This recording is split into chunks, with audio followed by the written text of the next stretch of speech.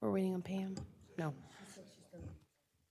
Okay, good morning. This is the Flagler County Board of County Commissioners and City of Palm Coast City Council Joint Workshop. Today is Thursday, January 29th, 2026, and it is 9 a.m. If everyone would stand for the Pledge of Allegiance.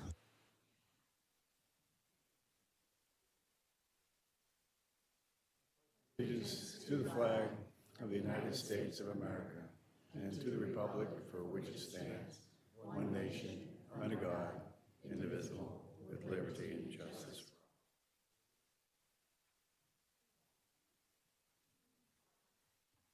Now we'd like to take a moment of silence to reflect on our men and women serving us in armed forces.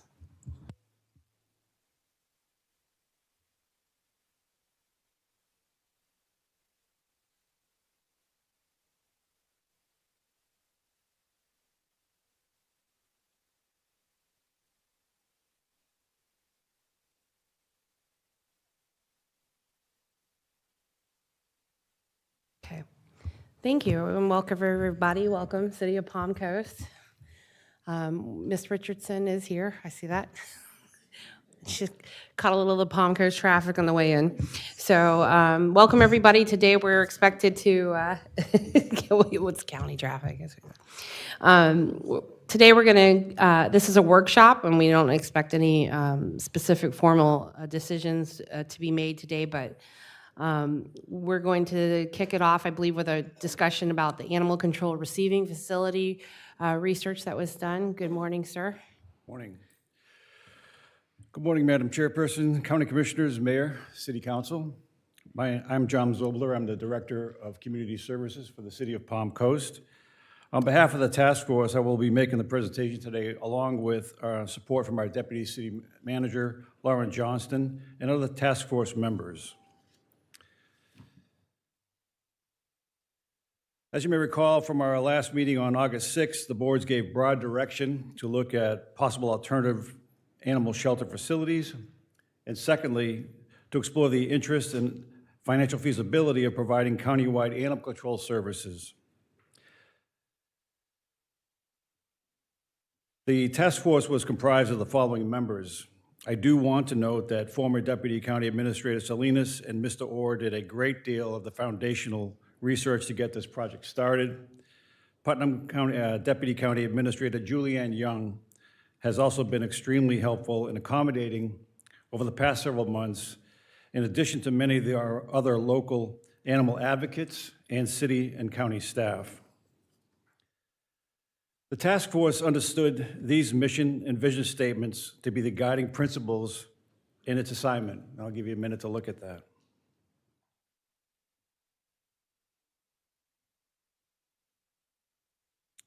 These are the initial assumptions the task force operated under as it explored the facility size and operating parameters. The initial primary drivers were adequate lot size and minimal shelter capacity needs.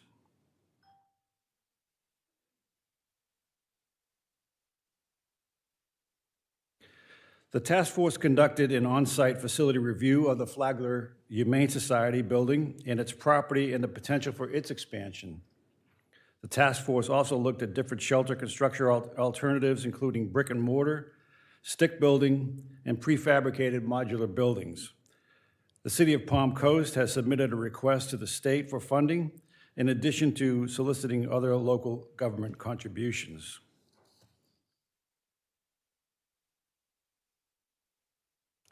This is a summary of our on-site review of the current Flagler Humane Society property.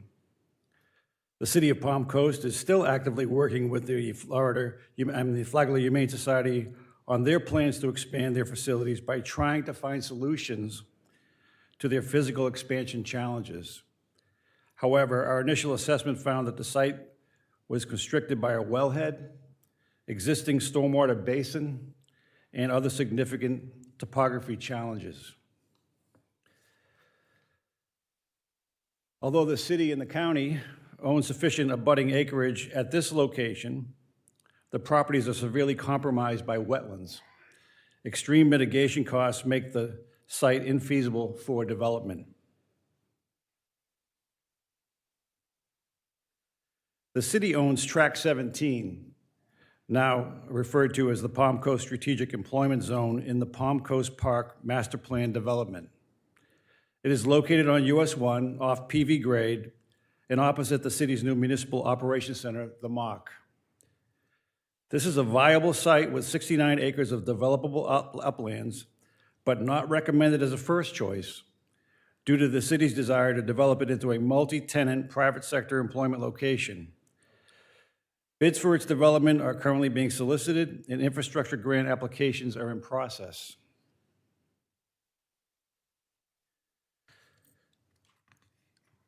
This is another city-owned, I'm sorry. This is back here. This location currently houses the City of Palm Coast Public Works and Fleet Management operations. Those services are envisioned to be the first move to the new Municipal Operations Center when it's ready.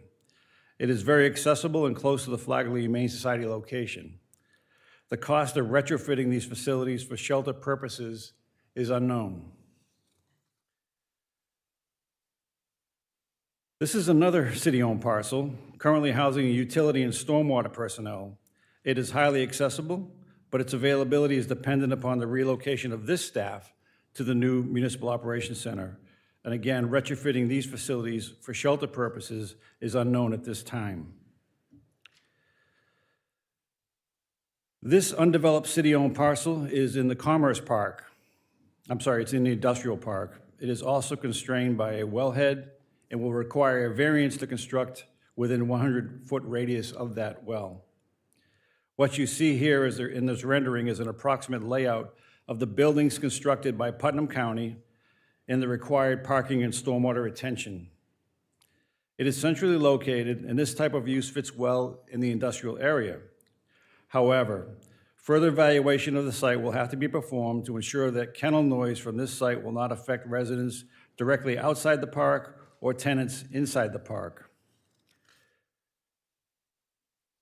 As mentioned at the start of the presentation, the task force explored 3 different shelter construction scenarios: the newly constructed Putnam County facilities, a brick and mortar facility, and prefabricated kennels as personally inspected by Mr. Orr in Cobb County, Georgia. Where possible, we kept all specifications comparable.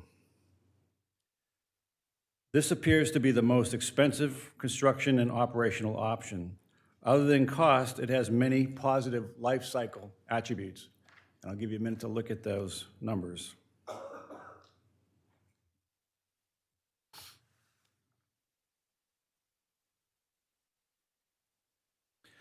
Option 2, the modular units have been used by the state of Georgia's Cobb County Sheriff's Department for their canine units for several years. They appear to be well-designed, constructed, durable, and to some degree, modifiable.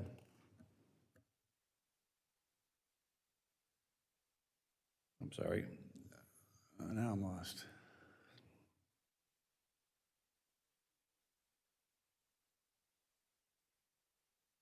Okay. Option 3, the task force has been closely monitoring Putnam County's very cost-effective development of their new animal sheltering and adoption facilities. It is a county-staffed facility supplemented by male and female inmate labor, accessible from the same government site. Putnam County has provided all of their site and engineering plans to the task force. If this were to be replicated in Flagler County, the potential to keep costs low may be attainable by use of these existing plans and value engineering. The kennels will operate without AC, and ventilation will be provided by front and back walls, opening and high-volume exhaust fans. The kennels will be heated by ceiling-mounted electric heaters. The adoption center and the cattery would be air-conditioned. The task force recommends option number 4 as a development plan, which is a hybrid model using the Putnam County's main administration, adoption, and veterinary care building, and the prefabricated modular units to house dogs and specially modified units to house cats.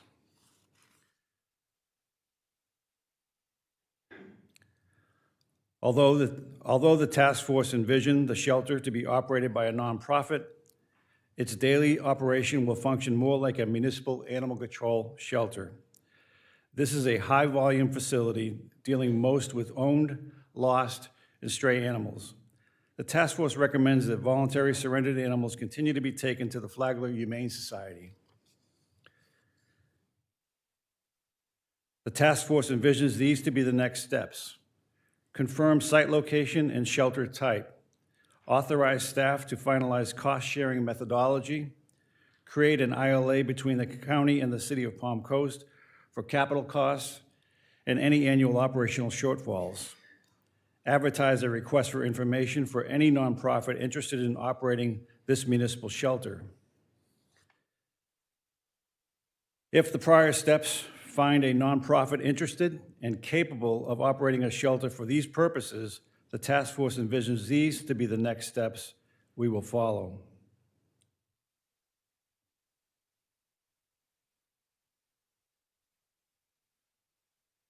Finally, these are the task force recommendation, and we ask for your further direction.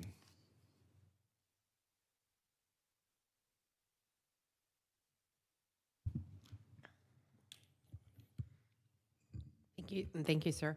Any questions, Mr. Sullivan? Yes, Dave Sullivan. Microphone. I appreciate. Hello? Yeah, okay. On the, two questions on the Commerce Boulevard site. First of all, it's under 4 acres. Yes, it is. Who decided that 3 to 4 acres is the right size for one of these places? Because as long as we're going to pick this place, it's going to be there for 50 years. Yeah. And I always think of expansion in the future, things like that. Buffers to deal with land development codes and things like that. What do we expect to be in alongside that facility in the future? For instance, it may cause people not want to build, say, a commercial site right next to a dog-cat place. So I worry about size and buffers. I'm sure you guys looked at that. Is there any thoughts along those questions? We looked at the, I mentioned, we looked at the Putnam model. Their volumes are very close to what we are now experiencing. And so they're operating on that footprint or smaller. And so everything is to scale with the Putnam model. We did not project what what it would look like in 10 or 20 years from now as part of the task force goal. But again, we're following the volume and the size that was put in place by Putnam County. Yeah, what about the fact of what the future on Commerce Boulevard, I think we are looking for both residential and commercial being evolved along that street. I'm not against it, I'm just saying, were those things taken into consideration? Currently, in the industrial park on commercial, I think we have 3 undeveloped parcels in there currently. And by and large, it is full with tenants. And so, yes, of course, Pine Lakes Boulevard, there is residential directly across from that, and there are concerns about how the noise might carry into adjoining areas. Okay. Yeah. I was asking, I thought you were going to. Mr. Miller? Thank you. So in terms of the options, it looks like option 4, you guys mentioned that it's a kind of a mix between 2 of the other options. So if I'm understanding this right, the main building is going to be similar to the Putnam model. Then the kennel facilities would be the modular ones that are used in Georgia. Yes. So it's using those 2. In terms of what I see as far as square footage and things like that, they're fairly comparable. So I guess the question is, what's the difference? Why the modular versus doing the full Putnam model, which is slightly less expensive? I think the main driver on that, Councilman, was that the modular units have outdoor runs, which make it cleaning easier. The animal can be, a guillotine door can be dropped, the animal is brought out into the front, the kennel could be cleaned, and the dog returned. In the Putnam County model, the dogs have to be physically taken out of the building for them to go in and clean the building. It was an efficiency reason. Okay, that makes sense. And then in terms of those modular units, do we have, I don't know if we've gotten that far yet, but has anybody contacted them to find out lead times and things like that? So we know, hey, this is a 4-month or a 12-month item, so we can coordinate that with the construction of the main building? Yeah. Mr. Orr, do you recall what that was? Yeah, the numbers that we have in there are actually quotes from them. So, and they do, as John mentioned, they've got indoor, outdoor runs with guillotine doors to let them out. They do have heat and air and the like, and the lead time is about 4 months on those. Okay, Sir, could you just state your name for our? Oh, I'm sorry, Cameron Orr. Thank you, sir. thank you. That's all I have. Thank you. Thank you for all the work that staff from both organizations has done, as well as our citizens that have assisted in this. I went out to the Putnam Animal Shelter with our deputy city manager this past week, and there were a couple things that I think seeing it in person really brought to light. First and foremost, I don't think that 3 acres would be enough. We are going to need some room to expand because from what I understood, their operation is currently on 3 acres, but they seem to be at capacity, and they specifically made the point that there's room to grow. So we want to make sure, knowing that this would be there for the unforeseeable future, that we do have room to grow. It was also loud. So we definitely want to make sure, I know in looking at Commerce Boulevard right now, across the street you have a storage facility, which, you know, obviously noise is not a problem for contents. They don't care about noise. So we just want to make sure that whatever location we pick, we're looking at future land use maps. We're being very smart. We want to be respectful to both residents and other neighboring businesses that could be in the area.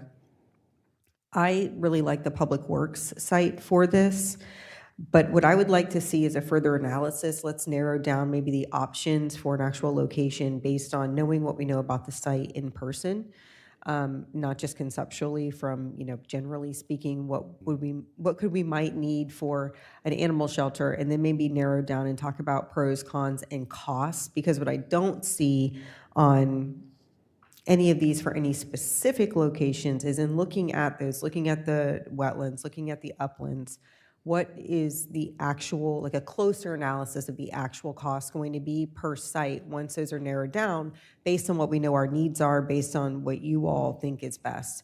If right now the Commerce Boulevard location is what you think is the most successful and plausible location, that's fine. I would just probably like to see the Public Works site as well again, because we do know we've got Public Works moving to the Mock soon, so that will not be a utilized location.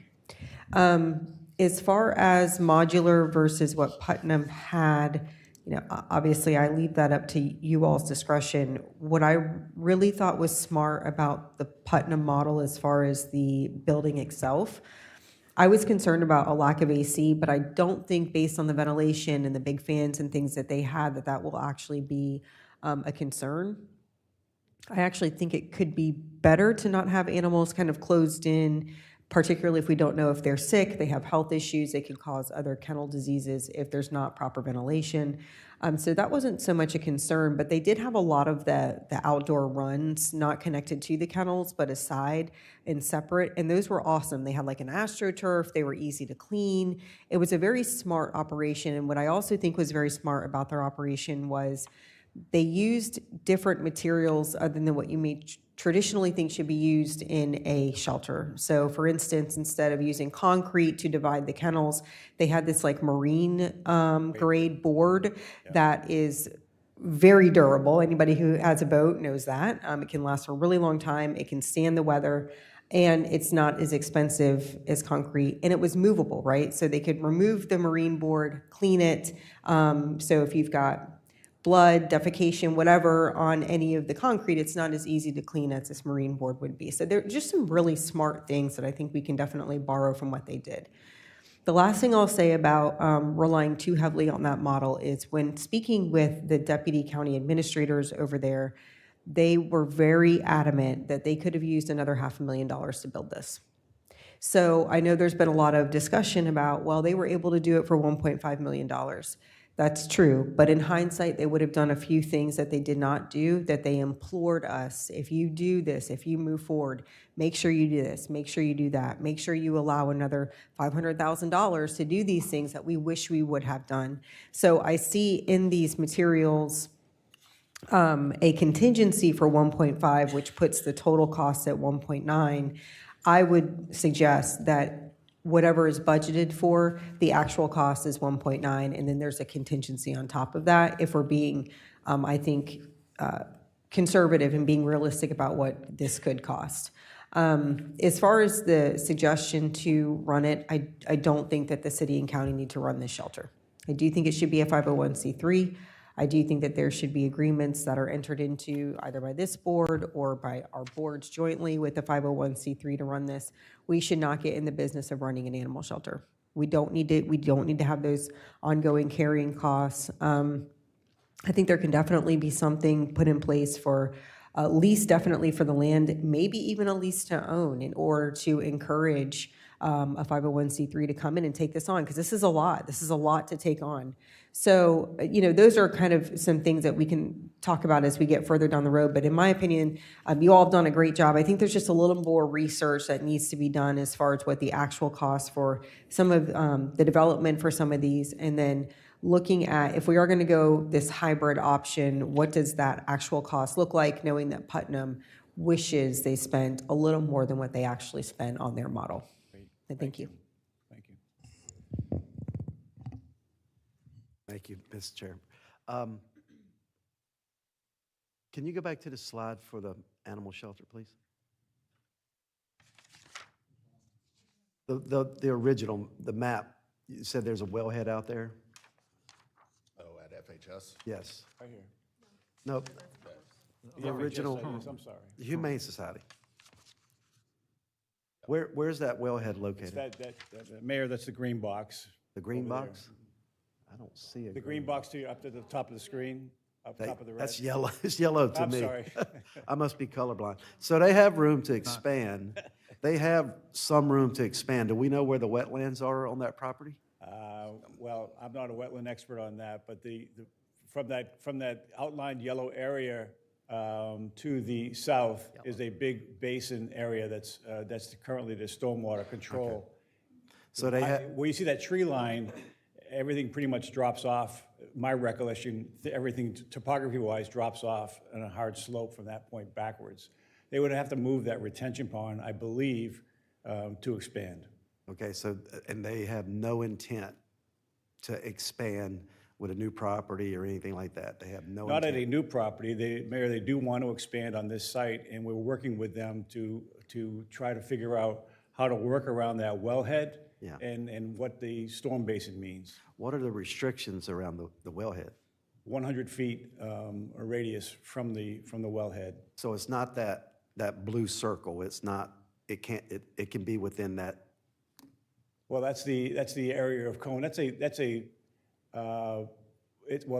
the 500-foot wellhead protection zone, Mayor, it is. But in our discussions, because this is such a low volume producing well, Yeah. The utilities felt that we could get within 100 feet of it. 100 feet. Yeah. So they do have room. That's, really, they can. Okay, it's just their willingness to do it. And we just have to figure it out from an engineering standpoint, how to deal with the current basin, the stormwater basin, and then working around the wellhead. And we're still working on that. Okay. Well, I agree with Vice Mayor about the old maintenance center being probably the best location. We're not taking up what little industrial space we have left on that one lot off of Pine Lakes. I think our main concern is finding a 501c3, Ms. Caroline, that's willing to take on this task, or forming a 501c3 that would, because most of these residents in here said if we have a location dedicated, we can start raising funds. I'm looking at yes, ma'am. They said they would start raising funds for this project. So I think our task going forward is trying to come to those agreements, tasking a 501c3. They're going to run it because I'm opposed to growing our government at all. We don't want to grow our government. And And if they're willing to take on that task, we can take it back to our council and say, hey, we want to pledge property at the old maintenance center for this project. And that is a chunk of change for our city, just pledging that property. And I don't know the exact, I hadn't looked up the layout and seeing how much the valuation of that property is. But those are the two things that I think, is coming to an agreement for the property and establishing a 501c3 that's going to take on the task. And everything else, we can work out. And Mayor, we have prepared a request for information for any nonprofit wishing to do this work so that there is an open and competitive process. It's a well-defined RFI, and if the task force asks us to issue that, that's something that we could look at. Okay. Ms. Carolyn, just yes or no, are you willing to take on something like that? Okay. So you got one 501c3 that's interested. That's all I have, Madam Chair. All right, I'll come down to the county, Ms. Carney. Good morning. Thank you. Thank you for all your hard work. It obviously has paid off. I'm okay with Palm Coast deciding, where they want it. I mean, it's pretty much out of our hands. We've already discussed some financial part of this. I would like to see in the funding plan a stopgap. So what happens is we pledge, or we want to go forward. There's a desire to go forward. There's a plan to go forward, but we don't have the funding. We can't commit to 2027 yet. 2027 is going to be tough, real tough. If we can get a pledge or some type of outside funding source, I'm fine with that. But for me to sit here today and tell you that you'll have this in October of 2026, I can't do that. So we need to be creative on funding sources or funding plan. I want to say thank you to Palm Coast I didn't know that you had a maintenance area being set up. That's wonderful. I do believe that we should reuse that land. The other property it looks like you're leaning toward would have some development costs that we probably don't have a handle on right now. Love all the work that's been done, but if it doesn't happen in 27, there needs to be a kickback to 28 or maybe a 2-year plan. I don't know what the plan is, but I do believe we're not going to get there with the current Humane Society. I believe that it's needed, and I believe that we've got a lot of community support to get this done. I just can't sit here and say it's going to get done in 27 unless I get some really firm numbers. Okay, thank you.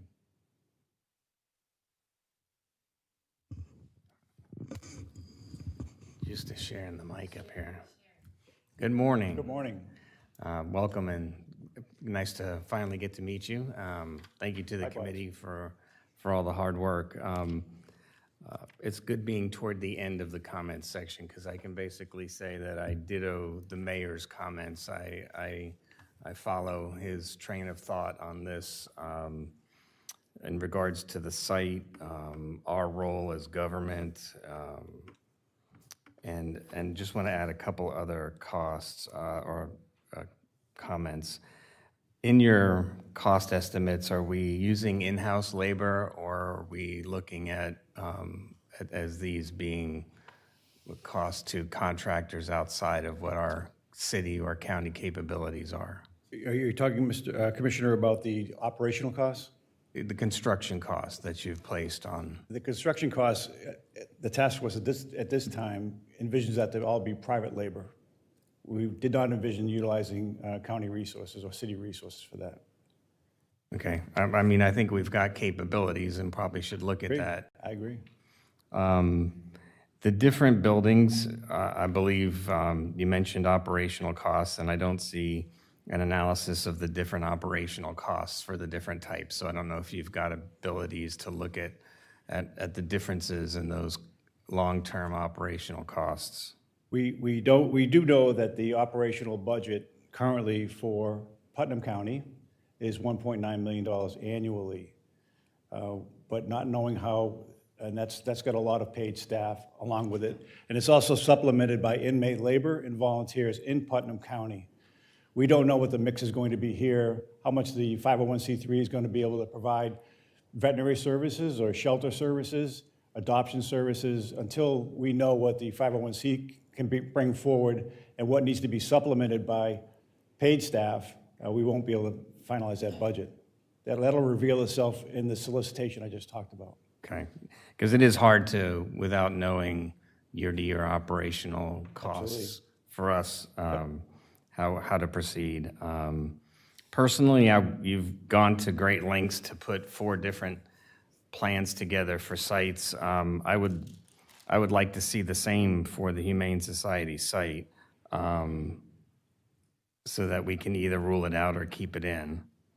And I do agree with the one, not in favor of taking the commercial industrial off the table, and would rather use the facility that you're going to be vacating on US 1. That's all I've got for now, but again, thank you. Good work. Thank you. Commissioner Thank you. Dance, just a quick, can I follow up real quick?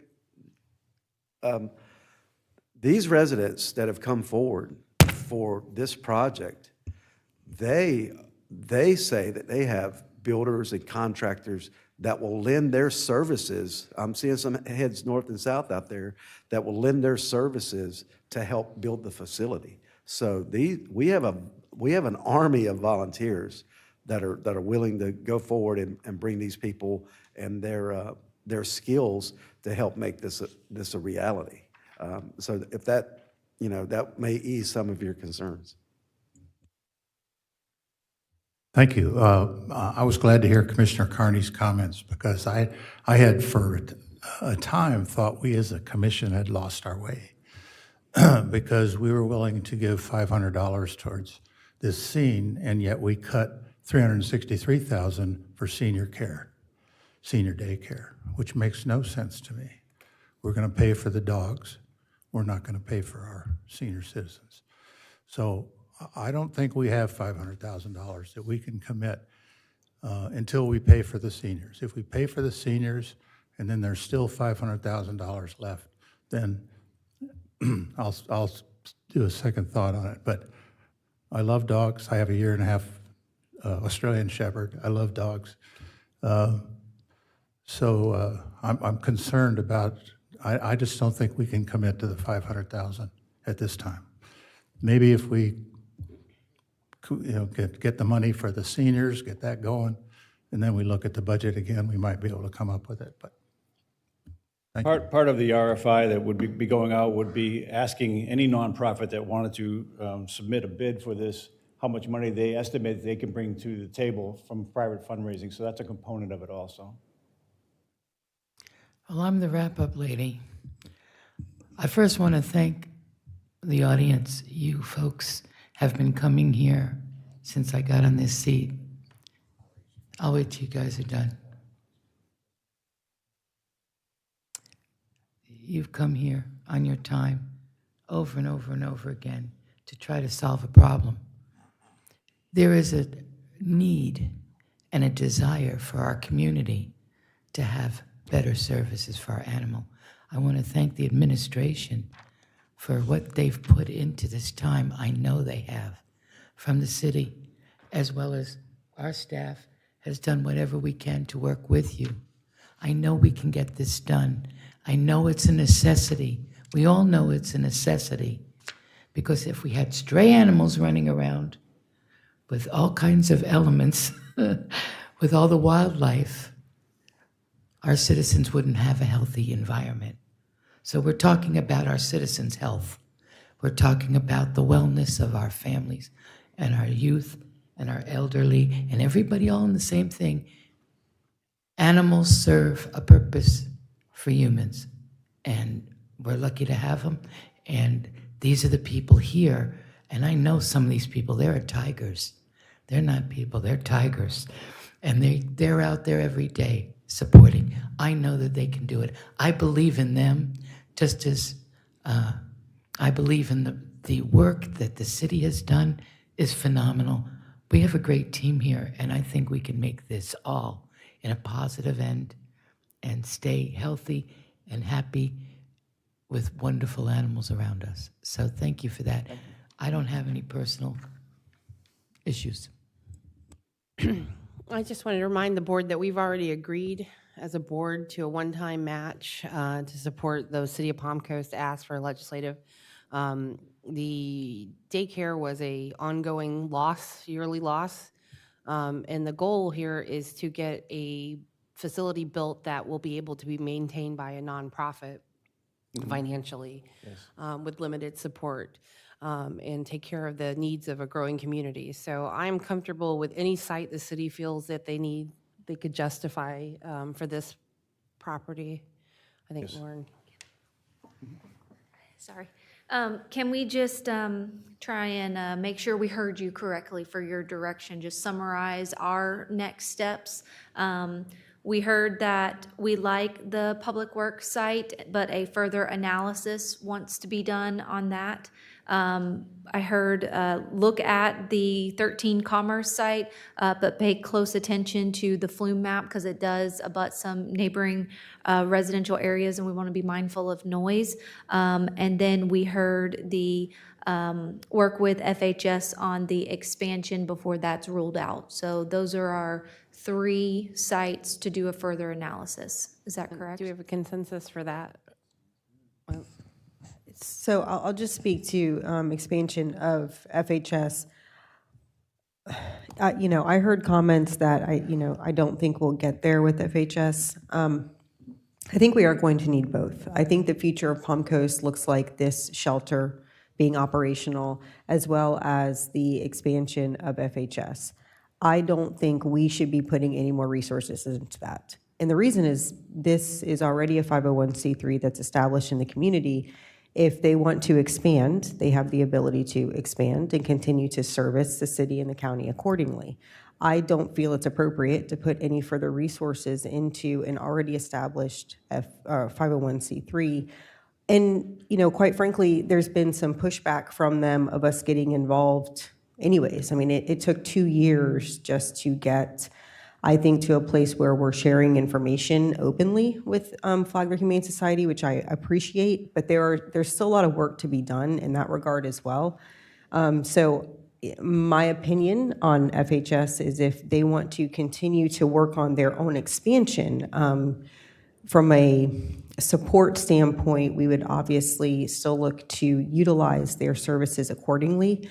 But I envision having both of these facilities open and operational and them operating within themselves, not using any further government resources.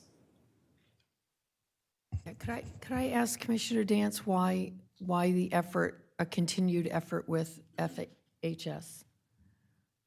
Well, I don't want to throw away options this early in the process, and that poses a lot of positives because of an existing facility and infrastructure for expansion. So I just didn't want to throw away options before, early on in the process. I mean, we've got time to analyze those things, but it's just an option, that's all.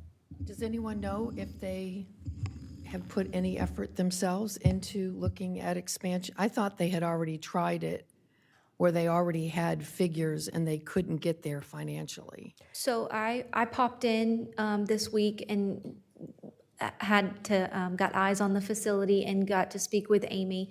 And they are working with our planning department. They've met with us several times.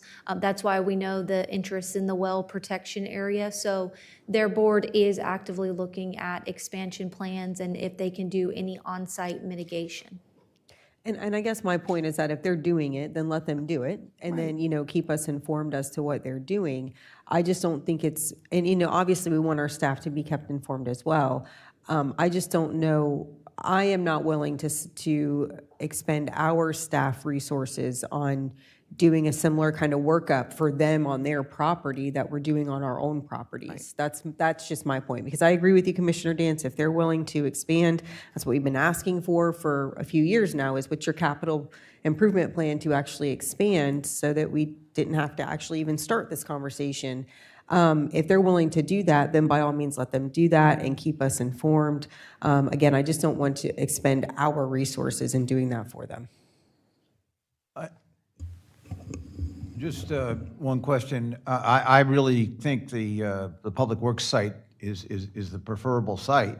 The problem is the mock is well still into the future. So I think the only concern I'll have there is, when would that site be available? I mean, we could do some planning, you could do some site work maybe, but any ideas about availability of that site? Thank you, Councilmember Sullivan. I did take that as a note from Commissioner Carney about the 2-year funding plan and structure, because we are not ready to move Public Works to the mock starting October 1st of 2026. So we're meeting internally to figure out those strategies for funding next steps.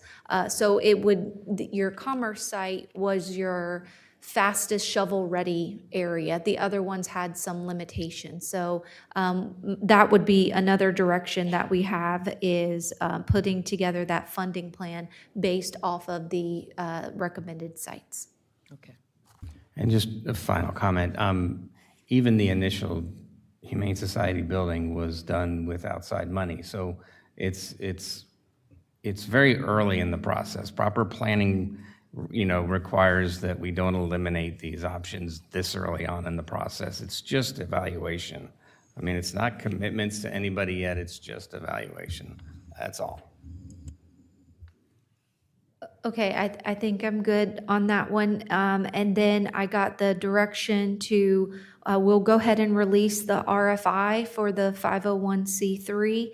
And then the last bit of direction was, when we're evaluating our costs for construction, look at both in-house and contractor labor for those.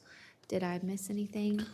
I just wanted to add, and maybe this is part of that, the mention of potentially a lease to own, I think is a good thing to add to this as a contract, because it incentivizes someone to buy in, right, and to kind of own this facility with the intention of taking it over long-term, rather than a leasee that maybe, after 2 or 3 years, they decide, we don't want to lease this anymore.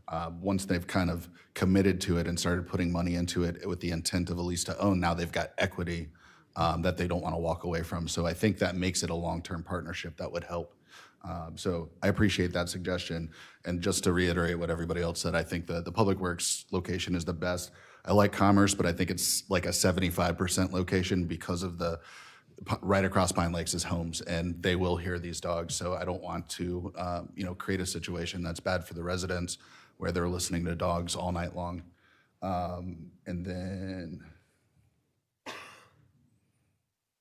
in terms of, the overall vision, I agree that I see this as two different facilities, both operating, kind of handling the load of the county together, not replacing of one or supplementing one over the other.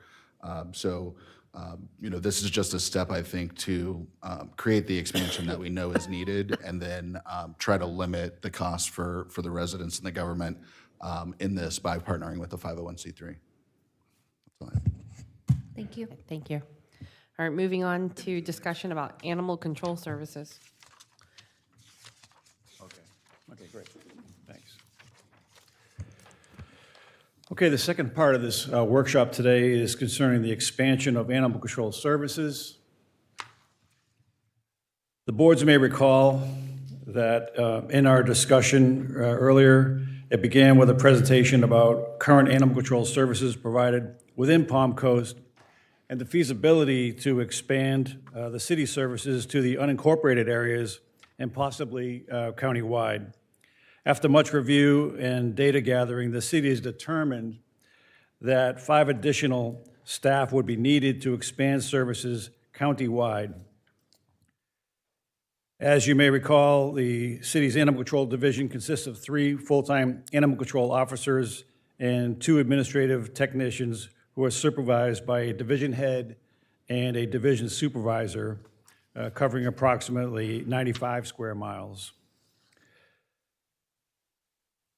The animal control officers are mandated by state statute to be certified and take continuing education courses. Their initial certification requires completion of a 40-hour training course offered by the Florida Animal Control Association.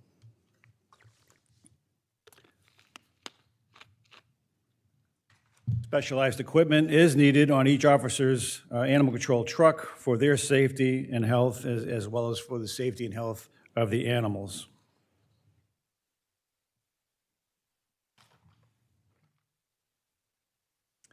Since October of 2024, this is the annual caseload. This is the investigative caseload that comes in through our phones for Palm Coast Animal Control, and these are results of calls for service.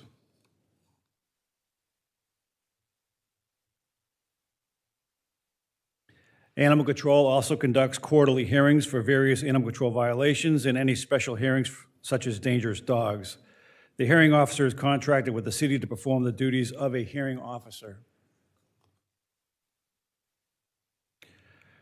The city partners with several nonprofits currently for assistance in care of animals, so we're very fortunate to have a community that has so many animal advocates and specialty groups that support our mission.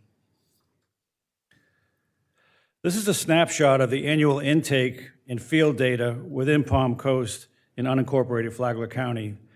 What you're seeing here are the animals that ultimately wind up at the shelter through intake.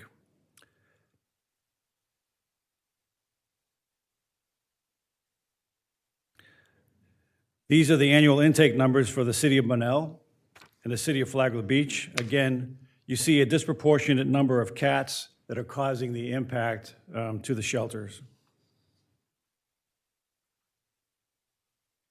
We will now review the cost to expand animal control services to cover the expanded geographical area and the increased animal volume.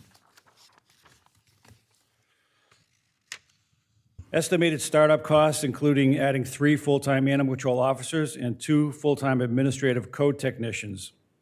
Code technicians manage dispatch, in-person customer service, administrative paperwork, and case preparation.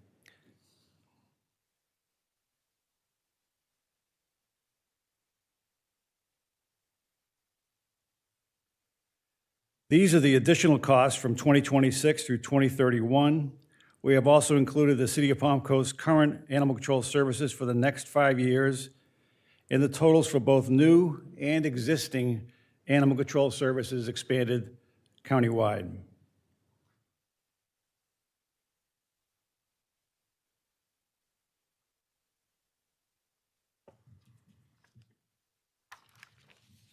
This is an example of a breakdown of the total amount of animal control-related revenues the city receives annually.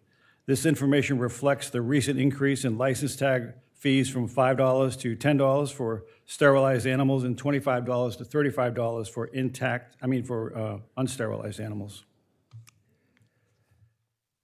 Can I ask, when did that become effective? I can't remember the date. It was later in the year. It was later in correct? the year, right? So that's a projection, Councilman.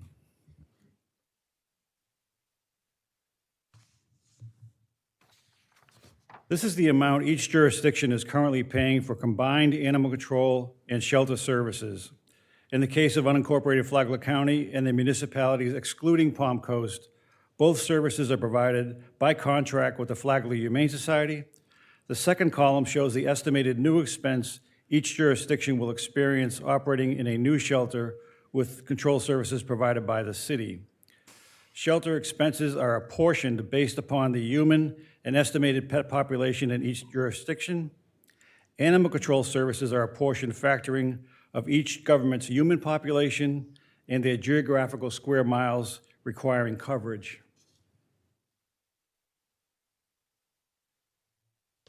The task force envisions these to be the next steps.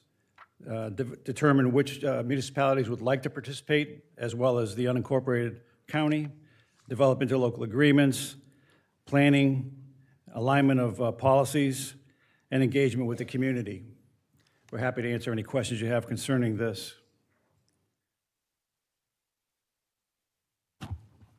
Thank you, sir. We'll start with the City of Palm Coast. Any questions, comments?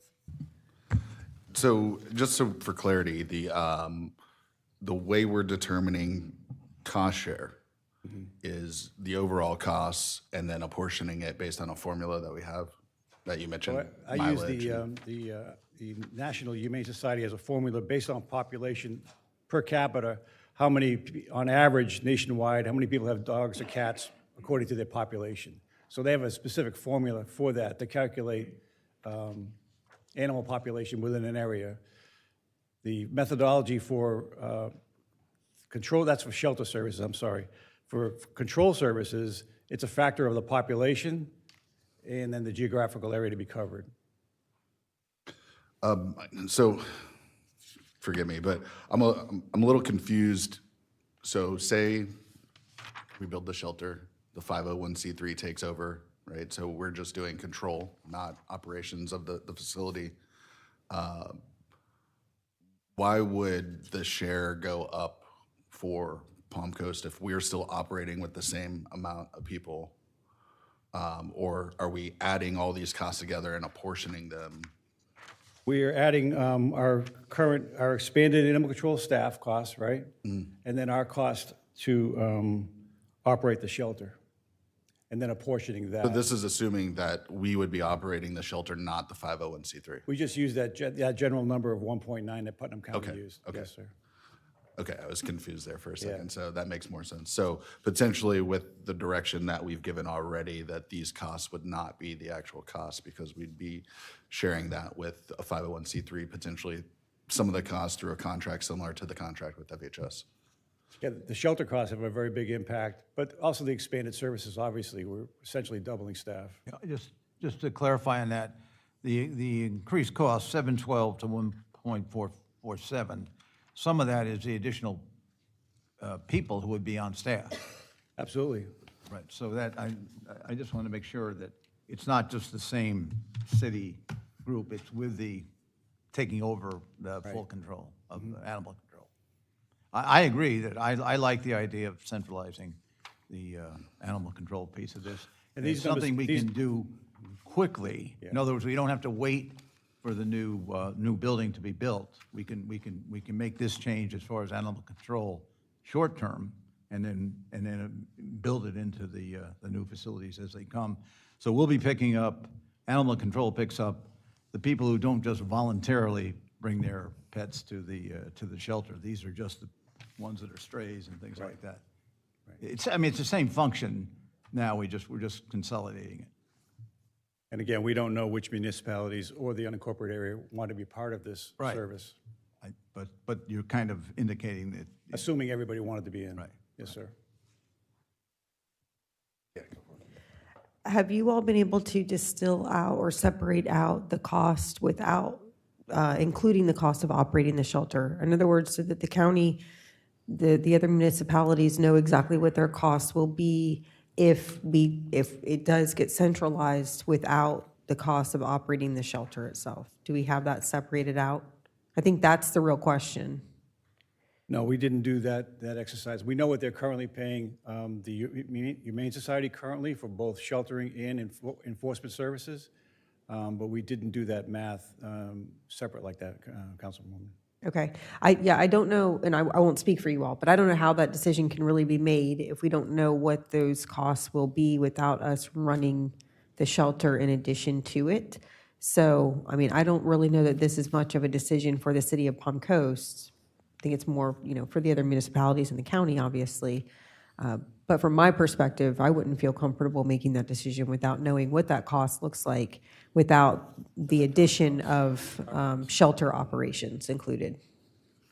And I apologize, Ms. Pontieri. I believe we've previously provided the individual cost to the county whenever we were here last.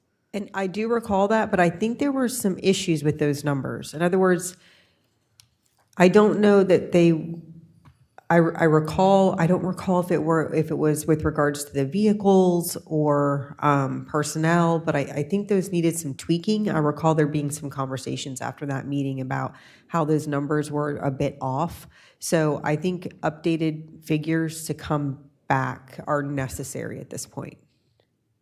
Thank you. I'll just leave you with this last is that Putnam County, when we were there this week, they told us that they have 5 officers to service the entire county. And we have currently 2? Three. Okay. Thank you, Chair. Can I go up? Thank you. I'm not getting these numbers, John, the 3 control officers and the 2 co-techs.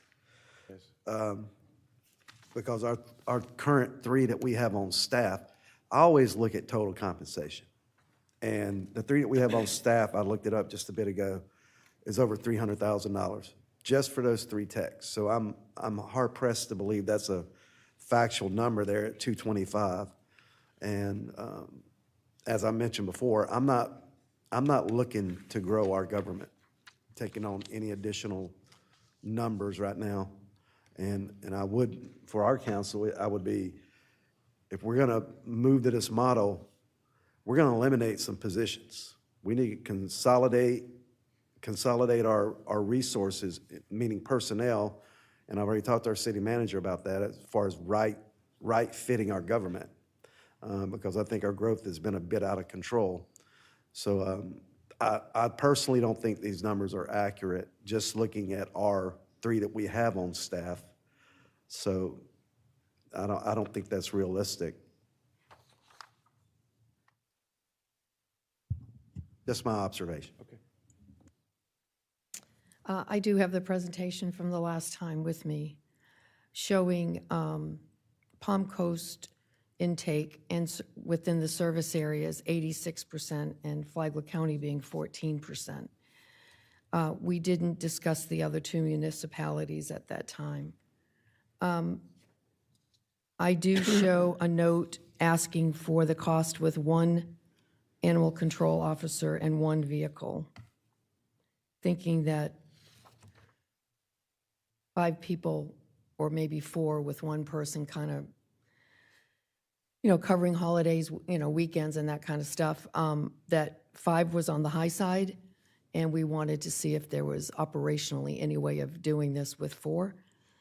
I also have notes, I'm not really quite sure why, but I have notes under medical expenses that we were gonna look at St. Augustine and Ormond Beach, not sure about that. And then I did have notes that we needed to consult with Flagler Beach and Bunnell. This isn't a shoo-in because we have 2 other municipalities, right? That rely on us. Knowing that the county is really responsible for dangerous dogs more so than what we're looking at here. I would like to see it with the capitalization taken out on the shelter. And I mean, officers are gonna come with any building. I mean, if we build another building, it's gonna expand, right? Just what is an acceptable number? Bunnell's not gonna go for this $135,000. I mean, it's all cats. Yeah. When we first started down this road, it was dogs, no cats. Now we're at cats. So we're kind of building this thing as we're going, but we have to, I think we need to bring some of this expense stuff in order. I know we all, not all of us, but many times we look at data and data drives our decision, but I want to see a practical approach. Is that data substantiated? Can we add a truck? Again, can we add a truck, another truck, in 2 years from now instead of when we start? When we start all this. I guess that's not a good question because the 501c3, what percentage of the animals, are any of the animals, dogs or cats, delivered to the current shelter by, are they all brought there through animal control officers? No, Vice Chair. A great deal of them are surrendered by residents of our city as well as the county. And this analysis changed from our first workshop when we were just considering expanding just into the unincorporated area. That's why it was one person. When we had to contemplate covering 485 square miles, which is largely Bunnell. Okay. That's how it morphed into Okay, that. I see it. And Bunnell's numbers are large because it's such a big area. It is, okay, I get it. And Bunnell right now has a separate contract with the current Humane Society for the same animal control officers that we have. Yes, Okay. And so does the city of Flagler Beach. yes. All right, thank you. Could I just make one point on that? When the animals are surrendered to the Humane Society now, the individual surrendering them is responsible for the cost, not the city or the county. So that's the way that's separated also. So that doesn't really change here. Well, they bring in lost or stray animals. The city does pay that cost. Okay, okay, how do they determine that? The person bringing them in says, I found this animal. They don't The honor declare system. ownership. Yeah. Right. Well, I mean, but those are the kind of things that could be changed as we go to, say, our, a centralized animal control. Well, that was part of the discussion, right? That the new shelter may be strictly fed by animal control only and not the outside. That's what I'm thinking, right? We would ask that voluntarily surrendered owned animals be brought to the Flagler Humane Society if they were willing to continue to take them. I'm concerned about that whole setup right there, what you just talked about, Mr. Sullivan. An honor system, 140,000 people with an honor system. Doesn't make sense to me. Well, that's kind of what I'm getting at here. I'm with you. That's why we're thinking about doing this. I'm with you on that. And yet, we don't want stray animals running around in the streets getting hurt, causing accidents, or losing them. What a horrible thought that is. I think we have to have a certain line of what the cost is one time, no matter who's bringing them in. If I brought 2 dogs in, I'd expect to pay something. Maybe the cost is too high, maybe it's too low, I don't know, but I think that's an adjustment that needs to be done all the way around the corner. There's a cost for everything.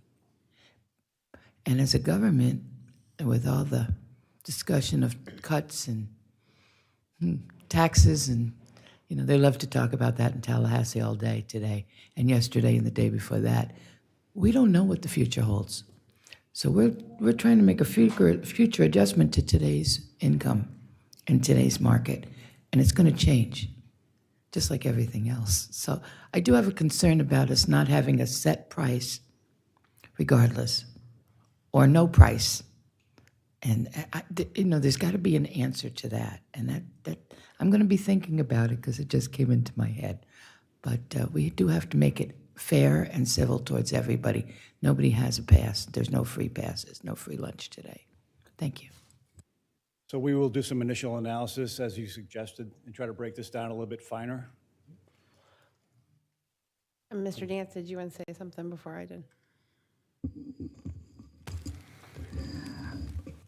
I understand that this is not on our topic or agenda for the upcoming joint municipalities meeting, so it seems like an ad, because we'll have Flagler Beach and Bunnell to at least have a discussion. I was thinking, though, the one thing we don't know, right, is whether or not, let's say they don't want to wish to participate, those 2, would there still be enough revenue for the Humane Society to continue to operate their animal control? Like, they may be shut out completely from any animal control if they choose not to participate because there would not be enough revenue to operate it there. And that's like a unknown that has to be answered even before we maybe have that discussion with them. We got here to this position because we had an animal control we contract with the Humane Society. We had an animal control officer who was arrested for animal abuse charge. We realized that we had an officer that this board swears in that we had no control or authority over or insight into the whole operations. And that was a concern with us because we were, not sure, how they would handle it, and if we wanted this person going out to people's homes while they were been, arrested and accused of this. And that's how we got to the discussion about animal control to begin with. It's hard to agree to this or to say yes because the shelter numbers are in there. But I know that animal control was always our number one focus, was getting more insight and control into something that we contract with, which I don't think we ever really got. Because we asked to be a part of the board. They said you can be a part of the board, but you can't attend the board meetings. So we never could get there. So that's how we ended up here, going to the Palm Coast and going, help us with animal control, because here is something that we swear in the officers. We have no insight or control over in situations that came up. So I'm still, I don't know if that got explicitly answered. I still want to look at outsourcing animal control to somewhere that we would have insight and ability to have some authority or control into it should situations like that arise again. But it's hard with the shelter numbers being in there to give you a firm. And it's hard to answer for Flagler Beach and Bunnell, and not knowing whether or not the Humane Society would continue to operate animal control if they did not have the funds from the county coming in that comes in today. And as Councilman Miller mentioned, we really don't know what the shelter operational costs are going to be. The RFI will reveal some of that as they prepare their staffing plans, which are paid and unpaid and volunteer, and that'll help sharpen those numbers also. I feel like nailing the location and the building type and then doing the RFI is like how we're going to get the answers to the rest of it. I agree, and then Like I can't. do it also without knowing having what it. Flagler Beach and Bunnell would want to do, which unfortunately, we need some of those numbers too, maybe for them to answer that question as well. To the point that you were making about FHS, they stood in here and told us that they lose money on every animal that comes in the door from Palm Coast. So if that's the case, then I certainly can't see how not having our contract would hurt them in any way. If they say that they're a net negative for every single transaction that comes through the door from us, at least is what was said. I can't speak for them, but that's what was said at an earlier meeting. So to me, that seems like a positive for them in terms of the financials. Not a lot of insight there for you, but thank you. We'll go ahead and let you clarify. Yeah, okay, so, just so that we're clear, Vice Chair, you wanted a cost for one officer and one vehicle. We owe that to you, right? Was there, Right, so if only the county comes on board and not Flagler Beach and Bunnell, what's it going to take for us to switch? okay, yes, ma'am, we can provide that for you. Did you still want us to look into, your note said medical expenses for Ormond and St. Augustine? Not necessary, thank you. Okay. At the manager's lunch, Heidi and I did talk with Bunnell and Flagler Beach. They gave us their data for FHS. It would just be whether or not their boards want to participate in this program, similar to what we're doing here. And then looking at costs, set costs for surrenders in our contracts. I would just add that, we're in budget preparation, so understanding what we may need to include in our budget, whether it's vehicles or personnel, our deadline internally is February the 13th. So because we got a lot of paperwork to do. Do we know that we'll be operating, do we feel comfortable that we would be operating by October 26th? For this to be a figure into this year's budget?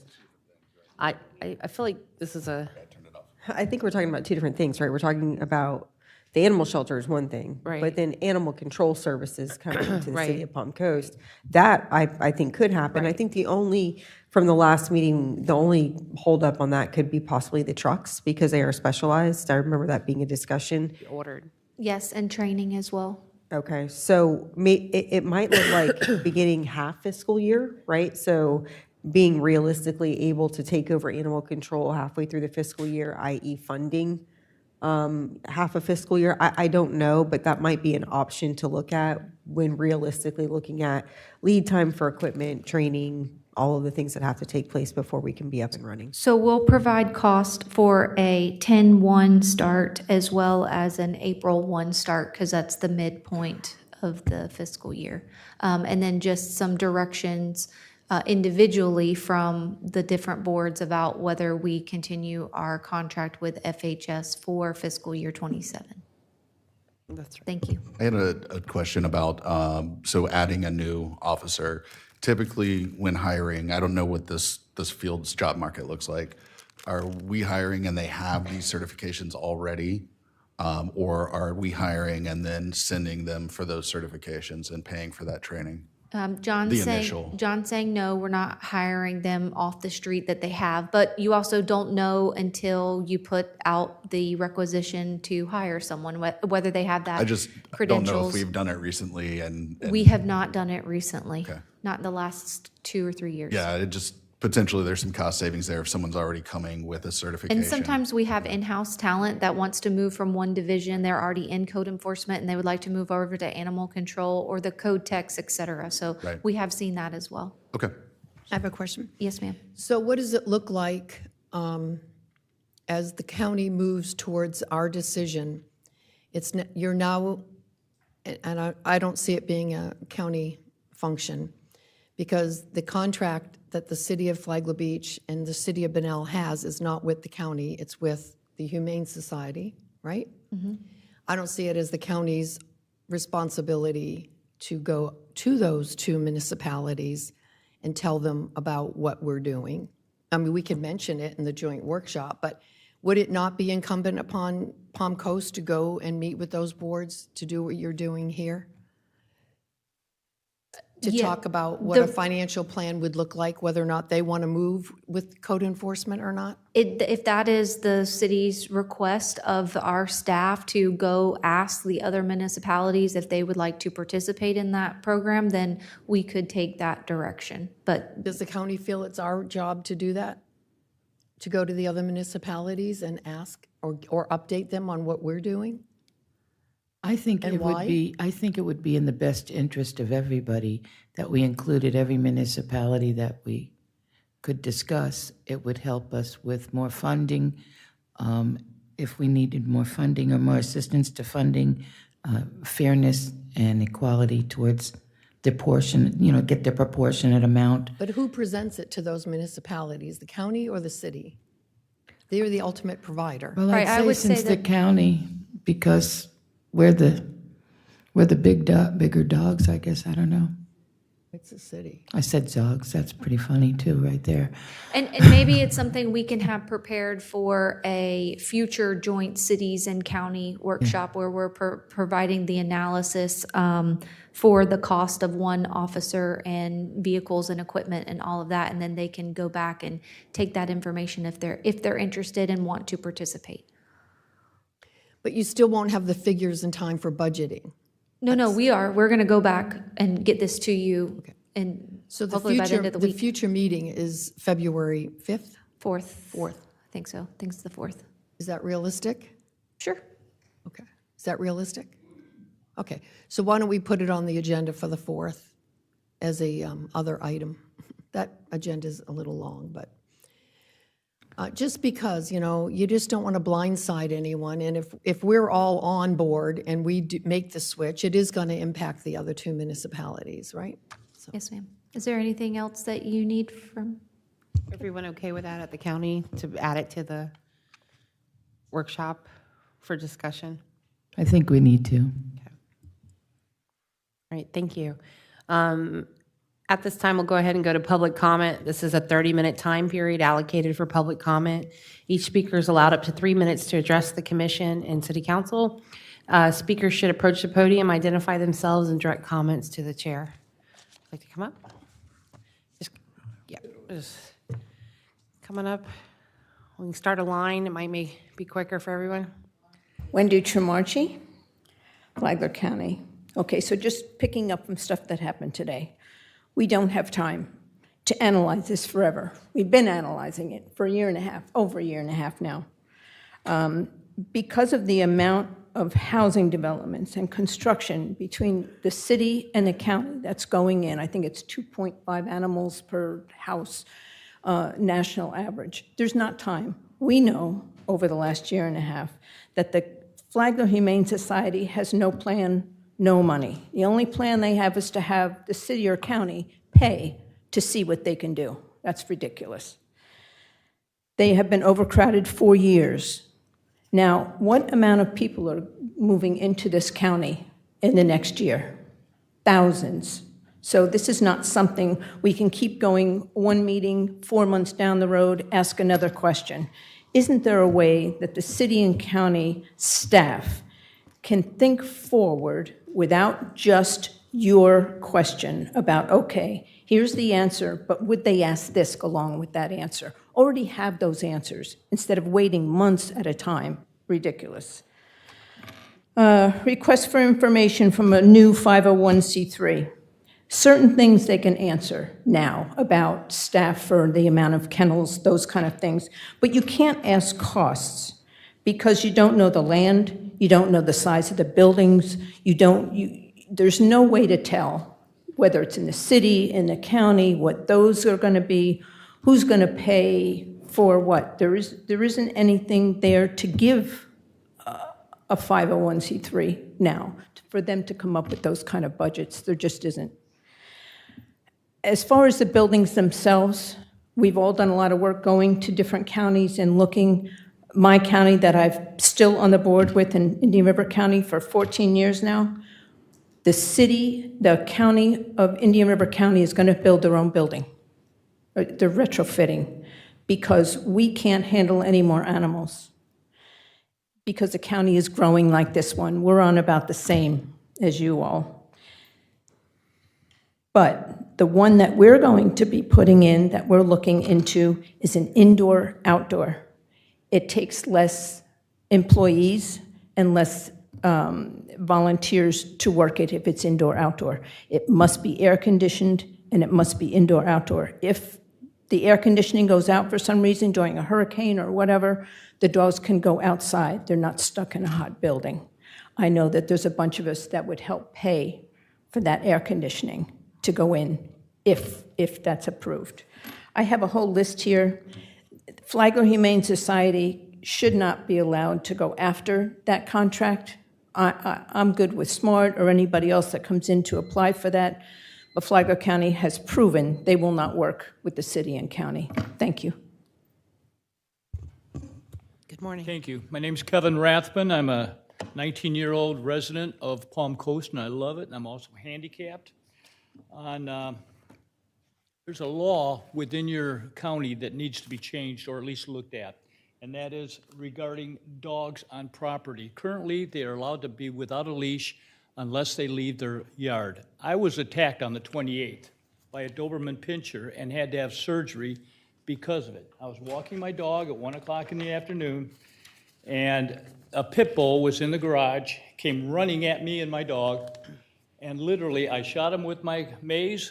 He circled me, shot him with my mace, and the next thing I know, I'm on the ground, and the owners at that time came and assisted me. Mr. Mayor, we need to do something about this. I have a copy of my MRI that was done on the 5th. I have a copy for all of you of my surgery that was done on the 15th. I can show you my scar if you would like. And I have an incident report from the Sheriff's Department regarding what actually took place. When I called the sheriff, they attended, but they said there's nothing they could do about it because the law does not allow them. I said, the dog came 2.5 houses down from where he lived and attacked me and my dog. Sorry, sir, there's nothing we can do about it. So, of course, I complained.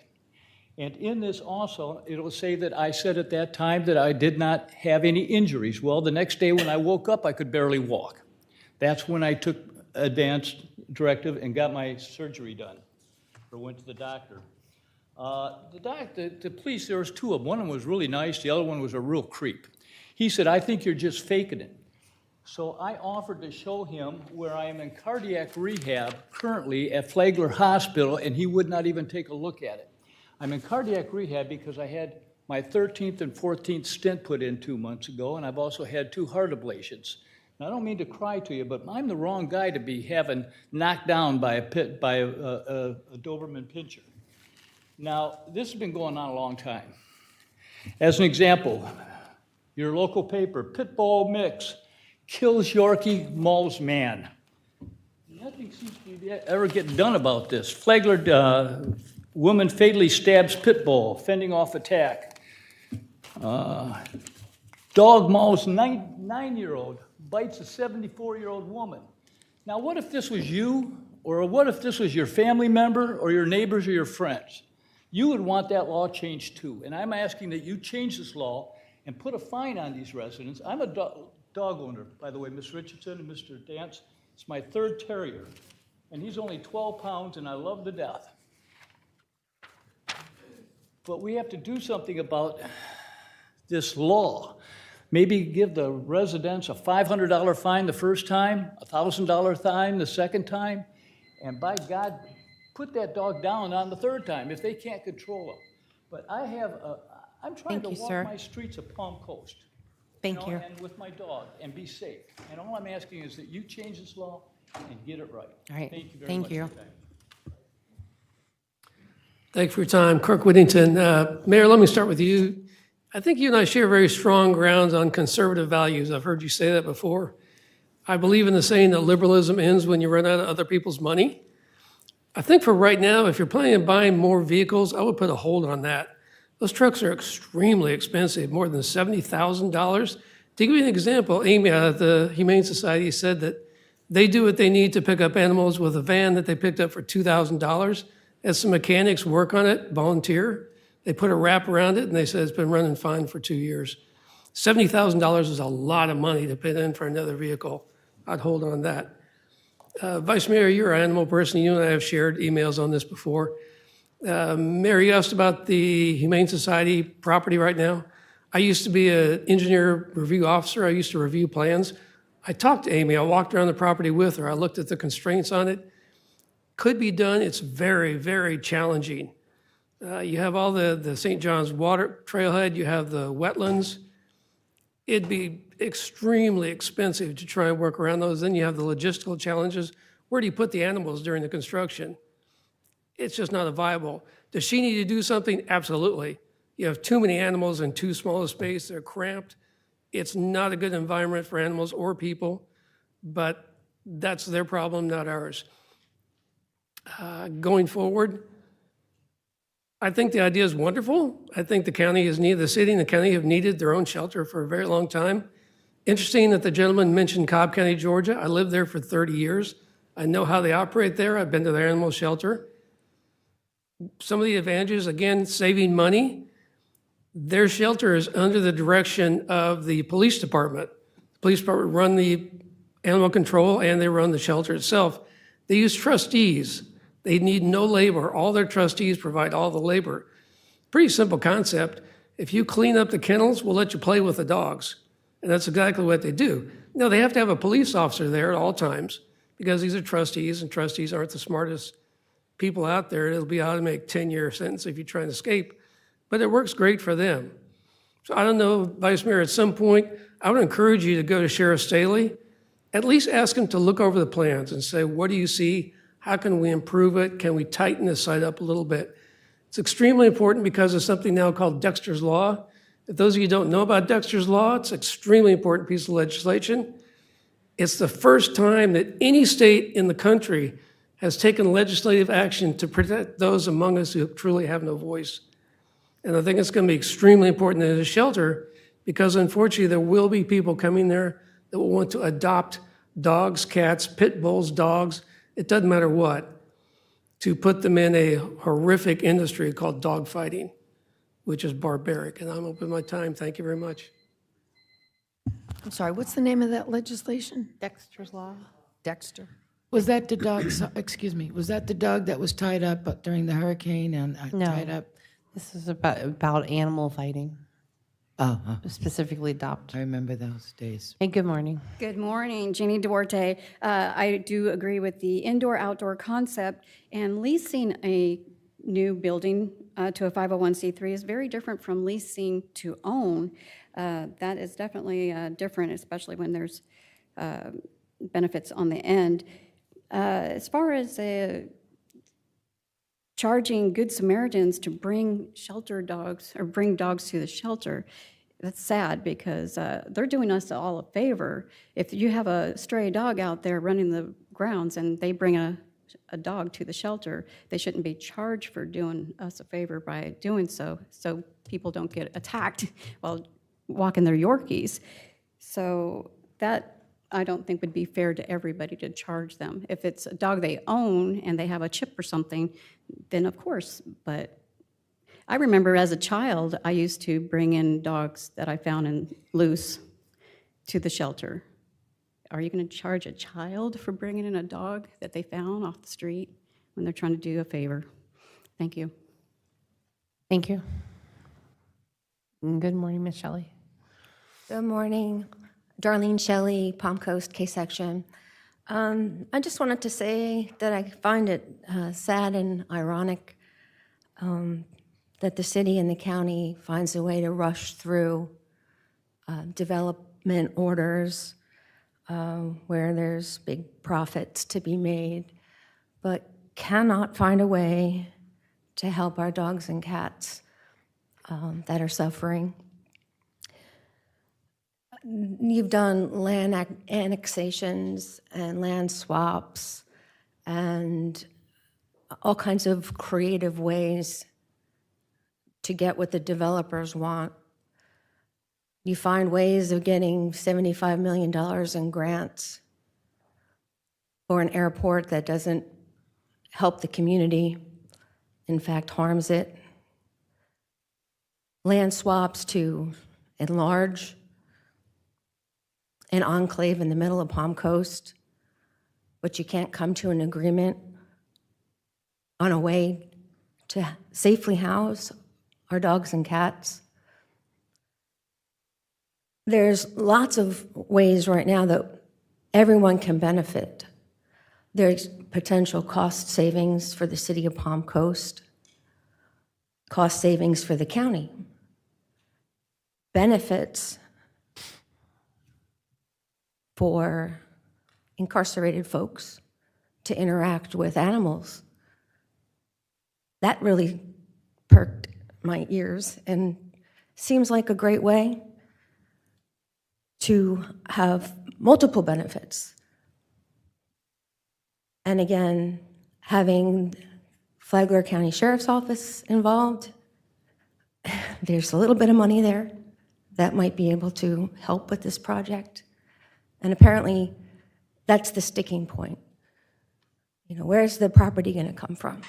If you can find a way to annex land, to swap land, there's a path forward that would benefit everyone and save money and have other benefits that dogs can provide, that cats can provide for inmates. That's a win-win. Lots of property out there and not a lot of residential homes that would be negatively affected by barking dogs. Just like they shouldn't be affected by constant airplane noise from training school flights.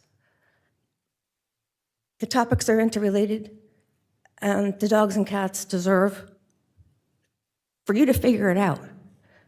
Not in a year, not in 2 years, but now. Thank you.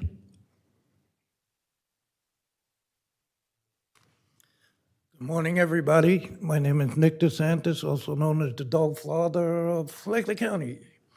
First of all, I want to thank the task force. I think you guys are doing a great job out there, getting this together. And we had this ride for about 3 years, and we're at this point right now. I truly hope it continues. I'm going to give you one example. I work with over 20 different shelters and rescues, and every one of them is over their head. They don't have any room. And we're here working with one, and the growth here is I don't know, I go from one spot to another spot that should take me 5 minutes, it takes me 25 minutes. So the growth here in this county is growing, and if you average it out, 10 families, you can average out at least out of that 10 families, 6 of them have an animal, whether it's a cat, a dog. So we have to consider all this, besides the fact I believe the Flagler Humane Society is over their heads, way over their heads. And I do believe we have to get control of the animal control officer, especially at Flagler Humane Society. That's the only problem I have with them. I know they're doing a good job. I work with a lot of those volunteers in there. They're wonderful people. But we have to keep moving this forward. Don't stop here. The questions have to be answered a little quicker. I'll be the first one to sign up for a volunteer. And believe me, I could do just about anything in the shelter. So please, keep this moving. I appreciate where we are today. 3 years ago, we weren't even anywhere near this. So I thank every one of you up there. You know my passion. Thank you. Thank you. Good morning. Morning. Jessica Myers. I'm a resident of Bunnell, but I'm here on behalf of Community Cats of Palm Coast. We want to go on record as saying that we fully support a municipal shelter, and as well as Palm Coast taking over possible code enforcement, animal services. We do want to bring to the attention, though, that currently Animal Control Services is under code enforcement, and they only deal with code enforcement issues. All the remaining issues, I think with the exception of injured or ill animals, everything comes to the local rescues, which is myself and SMART. I know as far as cats are concerned, we had, I believe it's 225 what we call service requests last year alone, which that's just individual service requests, resulting in anywhere from 2 to 7, 8, 9, 10 cats alone. So I don't know if that's something that's been looked at or if that's going to stay the same, but I just wanted to bring it to the attention that currently, and they're doing wonderful. We have a good relationship with code enforcement and all the animal control workers, and they do an amazing job, but there's just not enough of them to do, all of the work. So that's where we take up the slack. So that's definitely something that needs to be looked at if they're going to take over possibly the county, Bunnell, Flagler Beach, and how that would impact, the local rescues that fill in for those services now. Thank you. Cameron Orr, I'm going to take off my task force hat and talk as a citizen. I'm glad that several of you have made it out to Putnam. It is an amazing facility for the money they spent, but there are some significant shortfalls out there. They are open air, but there's still no means to isolate sick animals from those that are healthy. There are no drains in the individual kennels. Waste is drained out into the parking lot, if you will. There's no way to really add indoor-outdoor runs to those facilities, as half of the kennels are actually interior to the building, so there's no exterior access from that.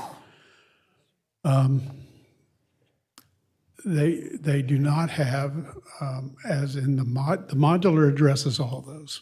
They have drains in every kennel, indoor-outdoor runs with guillotine doors. They can add isolation to part of the kennels. They also have automatic feed systems where you do not need to enter the kennel to feed or water the dog. They clipped in from the outside. Again, that's a safety issue and it's an efficiency issue. And I want to reiterate what Ms. Tremarchi said. It'd be very difficult for a 501c3 to estimate their labor costs unless we really know what the configuration is. Are they going to have the drains in every kennel? That affects how long it takes to clean a facility. Are they going to have to take dogs and transport them out to this outside area and bring them back between cleaning and not? If you can just open the door, put them outside, clean the kennel, that's a big efficiency savings. So it is difficult, I think, to come up with labor estimates if we really don't know what configuration we're dealing with. So I know it's difficult right now. We can gather more data. We have lots of data. There are several vendors that can provide these modular shelters. We included one from Horizon Shelters. They have a great website. If you've never been there, I'd urge you to go there. They have videos that illustrate the clip-in, clip-out feed systems, the drain systems, the indoor, outdoor, and the like, and all that's nice videos on all that. I would urge you to go and consider looking at that. Thank you very much. Mr. Orr, I have a quick question. That is why your group or the consulting group recommended option 4, correct? Because it will have those things that are. It was one of those reasons. And again, those were based on quotes that include, the drains and all the things, heat and air. Yeah, and then. Were included in the quote that we've received them. And again, it's preliminary. I mean, we're out in time, and I'm sure they requote, but we've interfaced quite a bit with them. I did have an opportunity to go up to Cobb County, to the police department, where they actually have those shelters, just to actually see one and see what is the quality of the construction and the like. They do use the same marines coatings between kennels and stuff, which again, make it easy to clean. Thank you. That type of stuff. Thank you. Good morning. Good morning. Kathy Saris, Palm Coast. First of all, I want to thank everybody. I'm really excited about this. I can see it's moving forward, and I can see it's going to happen. I know it's going to take time. And I like the land that you're saying is over by where the utility is. But just in case you want to reconsider that Commerce Boulevard, about a month or two ago, 14 Commerce Boulevard was for sale, and it has 6 acres. It has 3 buildings, okay? It's more than what you want to spend, but there's always a possibility of asking if maybe they want to sell an acre or 2 of that land. And I hate to even mention this because then I think it's going to take a step back instead of going forward, but that's another option. And that would be great too. There may be an issue with the barking and noise, and if a dog was to get loose, like what happens at the shelter sometimes, because of the residential area. So I think that's a wonderful thing that, it's out there and there's really nothing there. I don't know anything about the lease or whatever you're talking about. And yes, I am ready to start the fundraising. I just got to know where, and I can see it's coming up soon. And in July, this will be going on for 2 years already. So my first came in July, and I really hate to see it go on for another 2 years, but if that's what it is, and that's what it is, I just hope I'm still around to help and make it happen. So anyway, thank you all very much, and I'm really excited. And thanks for the city and all your efforts and putting into this. Thank you. Thank you.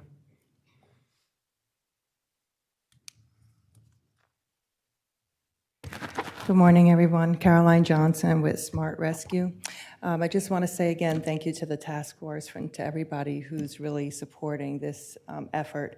We have been bombarded in the area with lost, dumped, surrenders. I receive at least 20 messages a week of people needing to surrender and no place to go because shelters are full. Just this week, if you look on social media, you see that I had to trap 4 dogs, some that were lost, some that were dumped, unfortunately, and witnessed being dumped in front of some of the local firefighters' houses. I've been out until 2:30 in the morning trapping dogs that are scared because they don't come out during the day when people are out in cars after them. There's a lot of work.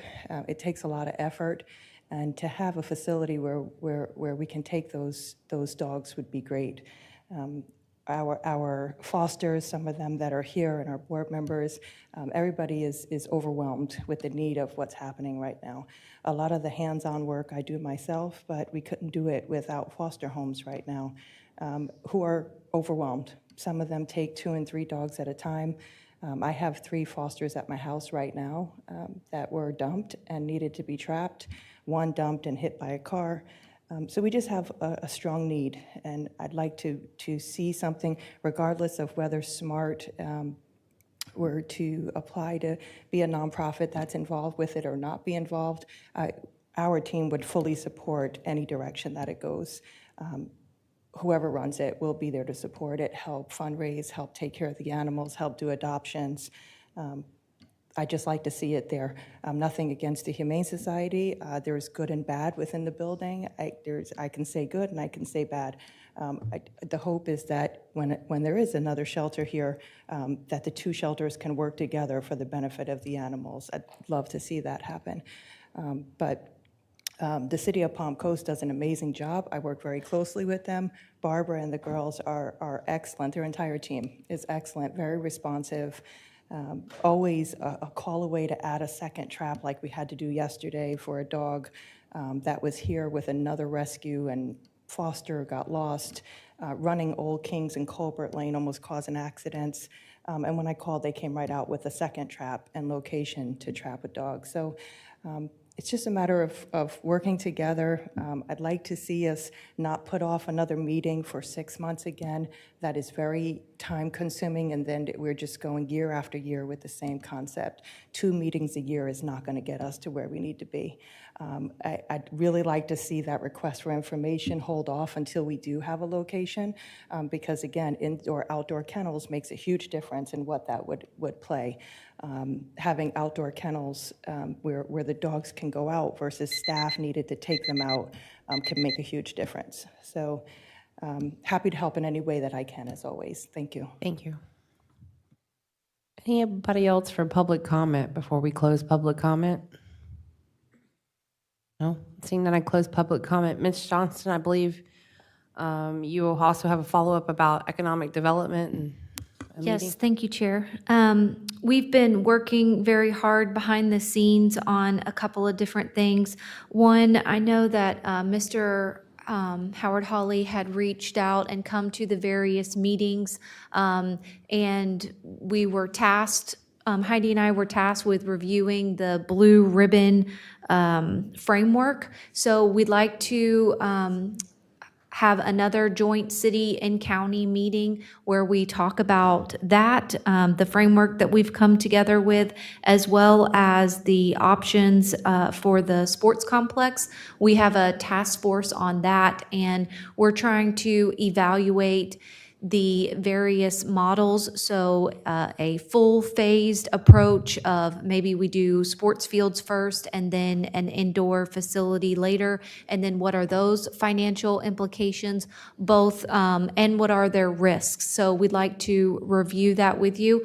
And then just depending on the timing, if we could have that in late March, we could also bring back our analysis on the Public Works facility and some of the other things regarding to the shelter, if that would be acceptable to the boards. It's a yes for Palm Coast. Yes. I thought we had a consultant on that sports complex. Weren't we supposed to hear back from a consultant first? We do, but the consultant was placed on a pause while they worked through some of the issues that were noted. One of them being, I'm sorry, I have to switch gears here. I'm thinking about option number 4. So they put a pause on them working through. We needed to talk about whether or not this needed to go out to RFP, if it should be phased. Right. We'd like to go ahead and issue an RFI for pre-development costs that was mentioned to the consultant as well. So what does that include? Is it schematic design, at what level, et cetera, and then get some ballpark numbers and make it a little competitive to what we've seen now. And then behind the scenes, Ms. Lukasik and I are fact-truthing the numbers that you've seen with the consultant, JLL, as well as Synergy Sports, with some other organizations that are operating currently. One is in Collier County, and another facility is in the Panhandle. So we're trying to just put all that information together for you in a presentation so that you can review and then give us direction on how to move forward. Okay, thank you. Thank you. Before we close out this meeting, does everybody feel comfortable with at least giving them an building option? So that, do we feel like we gave them that with option 4? Because it sounds to me like they're going to have a hard time moving forward. Picking land is one thing, but moving forward with the RFI is hard when they don't know. I have some commentary on that. Yeah. So in an earlier, one of my favorite jobs I've ever had, I worked at Pet Paradise for a few years, and so I got paid to play with dogs. But part of that, there is a lot of work that comes with boarding facilities, the cleaning, it's constant cleaning, the feeding schedules, things like that. So the comments that Mr. Orr made about the functionality of the facility, the drainage, the ability to separate. Quarantine, so to speak, being able to clean by letting the dog in the outside runs. That's how those were set up. And they had some older ones at Pet Paradise that did not have indoor-outdoor. And it was definitely much harder to clean those versus the ones with the indoor-outdoor because you have to physically walk the animals out to another holding area and then come back and clean, whereas it's just a guillotine. So it's just a cord that you let up and down to let them in and out. So I think those suggestions on 4 are good in that regard because that'll make the long-term operation costs much lower, even though it might be slightly more on the front end. Just functionally doing that. I was happy with option 4. I'm okay with option 4. Yeah, I think option 4 is fine. And then, Chair, before we end, I did have just a couple of responses that I think might be helpful to the group for the other comments as well. Sure. With regards to the time and how long this has taken, I get it. I'm with all of the concerns in the room. I think it's really important to keep in mind that these boards are tasked with being stewards of tax dollars. And it is obviously going to cost money, whether that's in the form of land that we are donating or giving, in addition to startup costs, regardless of what we're able to raise in the community as far as funding, whether for the initial startup or for ongoing operations. To Commissioner Hansen's point, there have been hard cuts that the county has already had to make. There have been hard cuts that the city has had to make that it's going to have to continue to make. So I understand, but please understand that this is not the only thing that we have to worry about. There are a lot of issues that we have in the community, and I am dedicated, and I think the boards have shown that they're dedicated to fixing this issue and addressing it and getting ahead of it.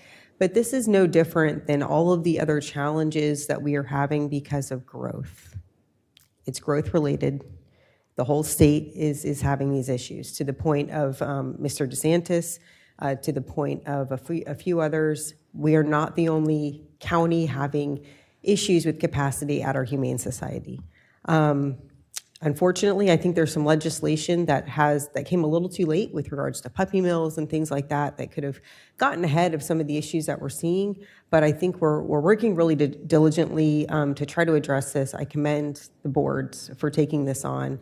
I commend staff for working with us. We're almost there. Just hang in there. We understand, but there are a lot of financial strains that we are all having to figure out how to fix and deal with based on growth-related issues. The only other thing that I would say is we did talk to Putnam County about the use of prisoners in working these shelters. I think it's a wonderful idea. Obviously, there are limitations, right, with regards to who can work with the animals and who can't. But we've seen the use of incarcerated individuals in other areas in our city, and they've done a great job.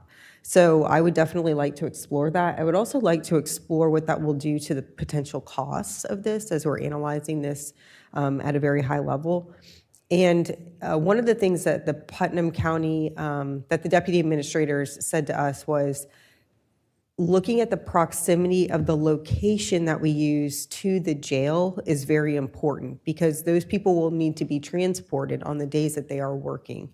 So we have to keep that in mind as well. I don't think that the Public Works site is too terribly far from the jail, but we do need to make sure in working possibly with Sheriff Staley and the Sheriff's Office that we provide logistically for what that would look like. So we need to include them in that conversation as well. So I just wanted to add those two little tidbits. Thank you. Any final comments down this way? I have some comments on public comment as well, please. Before you make those, can I Please. just say one thing I'm sorry. on top of what you said, Teresa? I think that the sheriff has already had a cat program with the female inmates, so they have started working with it. Maybe it can be expanded in a different way. There's also groups, the DEA used to take dogs that were a lot of bit out of control and train them to do drug sniffing and all. There are so many organizations and government organizations. Maybe we could do a little outtake and request to try to find other options besides just local, but going a little bit more statewide. Maybe that's something we need to look at as well, because I've met some of those dogs. They're pretty smart. So, and their owners are almost as smart as the dogs. So I just got to put it that way. I think that's an opportunity that we're missing out on too. That just reminded me. Thank you for that, Ms. Pontieri. Ms. Carney? Thank you. So thank you, Council Vice Mayor Pontieri, for your information for our constituents.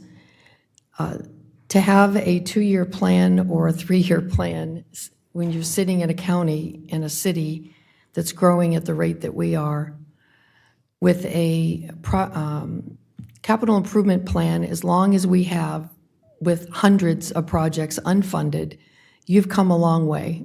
I'm not going to give us any credit. You guys have come a long way. We understand your need. We understand your cry. We're working hand in hand with you and with the city. And I think it's commendable. We're going to get this done. But if you could look at the list that I have sitting in front of me of capital improvement projects that will probably never get done in this county as long as I'm here, you guys have done a great job advocating for this. So I have a couple questions, another comment. Mrs. Petito, did we not go to the sheriff very early on in this process and ask him to take this on? And could you please give me give the audience his response?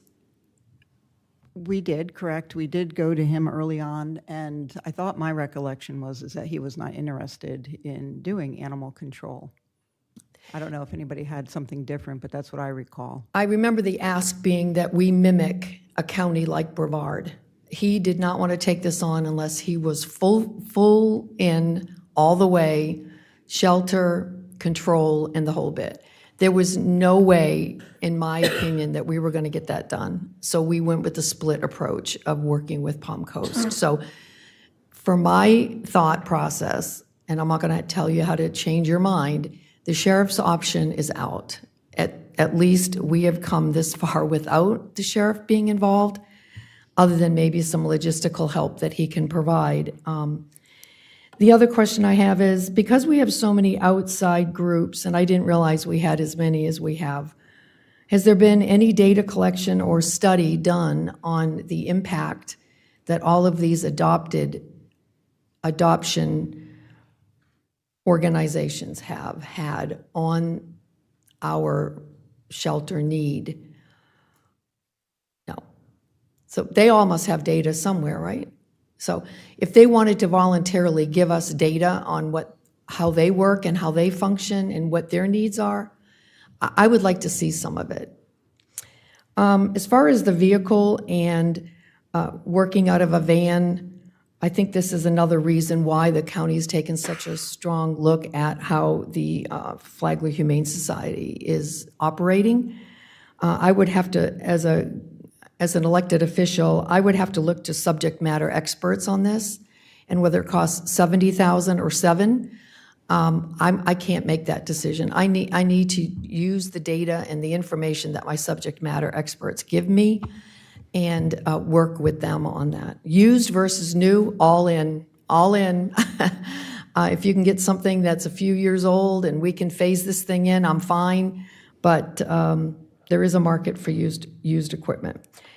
I, again, with Vice Mayor, I would like to see a value-added engineering to this process. So whatever Councilman Miller has with his experience, knowledge, working in this field, whatever you all have from visiting Putnam, we need to value engineer this thing so that we have we need an extra 500, we need an extra 250, and we know that coming out of the gate, it's going to improve our efficiency and labor cost and operational costs. Let's just hit it now and get it over with. So we know technology is going to change, but we know that dogs are better off being on an outside runner than they are inside. So there's things that we know that we need to just benchmark and put into some type of value engineering.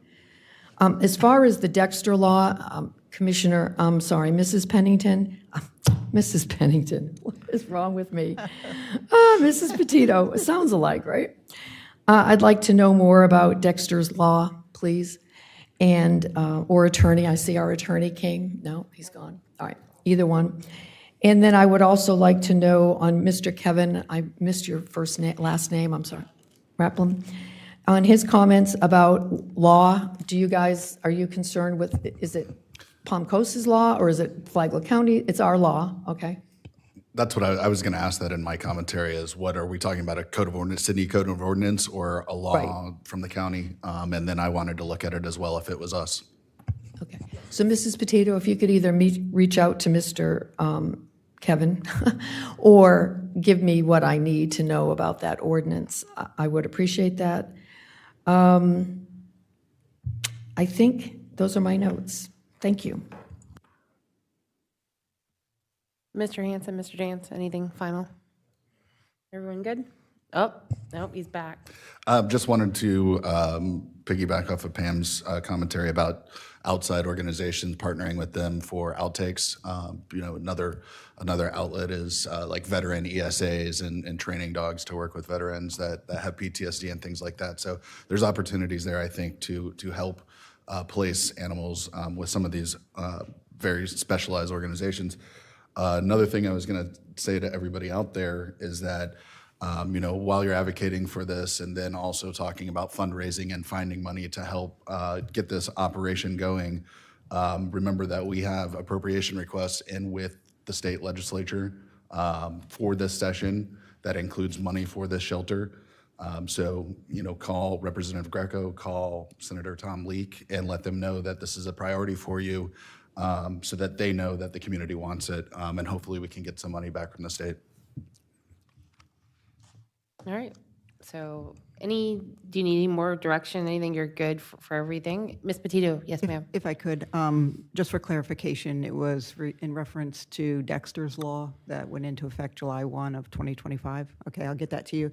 And then just to follow up on the comment about setting up an economic development follow-up, Lucy and Kendra had looked at everybody's schedule, and we have March 25th at 5 p.m.